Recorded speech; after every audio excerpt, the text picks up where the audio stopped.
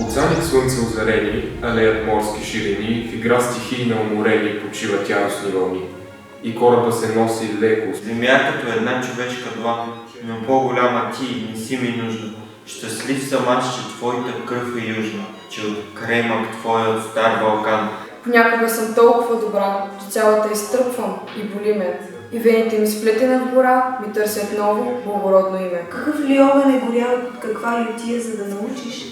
Трябва много вино с него да изпиеш. Тъй както си върви с петно на ризата си чиста, самотният човек тълпата се изгубва. Понякога съм толкова добра, че цялата изтръпвам и боли ме. И вените ми сплетена в гора ми търсят ново, благородно име. Понякога съм толкова добра. Това понякога, Янче. Иванец, нищо не разбираш. Това е доброта.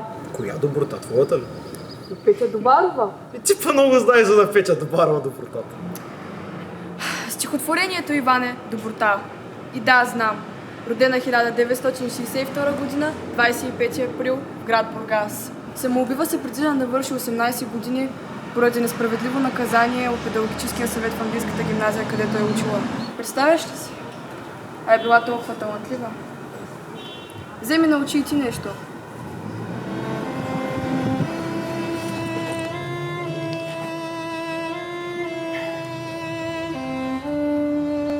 Искам над мъртвите като на стража до сутринта да стоим.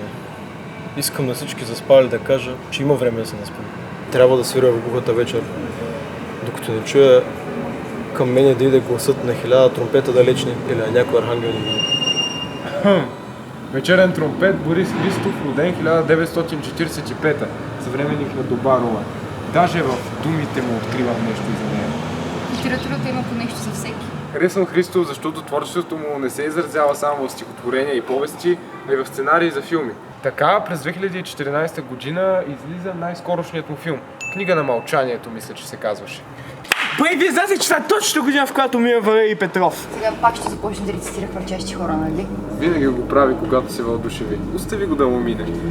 И ние путаме някакси, жени влекат, и ние пием някакси битов някакъв кът. И говорим за глупости. Важно вирейки нос. Или с израз на снобска умора. И изобщо стараем се да не става въпрос. За вида на хвърчащите хора разбрахме. Има и други творци, освен Валерий Петров. Той е класик, кажи някой друг. Христо Ясенов. За първ път го чувам. Дълбоко и чисто небе. О, моя въздушна безбрежност. Обичам лазурният лик на твоята безоблачна нежност. О, мое просторно небе. Родина на слънце и бури. На земният грохот без края аз страдам и жадно се губя. И в своите страдания земни аз тебе сънувам и любя. И нявга, когато помръкна, отрупан с черни проклятия, дълбоко и чисто небе, вземи ме в своите обятия. Не сте ли го чували? Христо Ясенов е участвал в много войни и никой дори не знае причината за смъртта му. След атентата в Света неделя е бил обявен за безследно изчезнал. Иначе е бил един от съмишлениците на Гео Милев и е участвал в списание Пламък. Представяте ли си колко много хора, творци е раждала нашата страна? Дори не може да ги преброим. Ние не можем да преброим тези, за които имаме сведения какво остава за всички останали, чието творби са били загубени или просто не са достигнали трибуна. Има и днес, винаги ще има. Учим се от миналото и ако се облягаме на него, винаги ще се чувстваме сигурни. Затова трябва да го пазим и да го предаваме и на нашите деца. Ако не избягат по чужбина. И ние през сълзи накипели обръщаме за сетен път назад към скъпи нам предели угасна обзор. За сетен път простираме ръце в окови към нашия изгубен рай. Горчива скръп, сърца ни трови.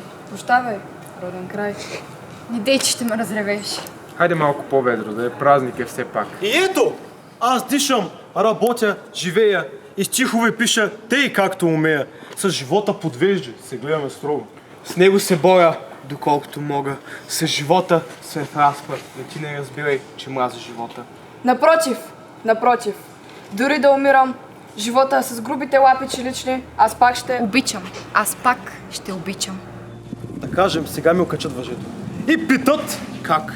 Искаш ли част да живееш? веднага ще кресна. Свалете! По-скоро свалете въжето, злодеи! За него, живота. Направил бих всичко. Летял бих с пробна машина в небето. Бих влезнал в взривна ракета самичък. Бих търсил в простора далечна планета. Но ето, да кажем, вие вземете колко? Пшенично зърно от моята вяра. Бих ревнал тогава, като ранена в сърцето пантера. Какво ще остане от мен тогава? Миг след грабежа ще бъде разнищен. И още по-ясно, и още по-право. Миг след грабежа ще бъда аз нищо. А как ще щурмувате, моля? С куршуми? Не! Неуместно. Ресто не струва. Тя е бронирана здраво в гърдите. И бронебойни патрони за нея няма открити. Няма открити!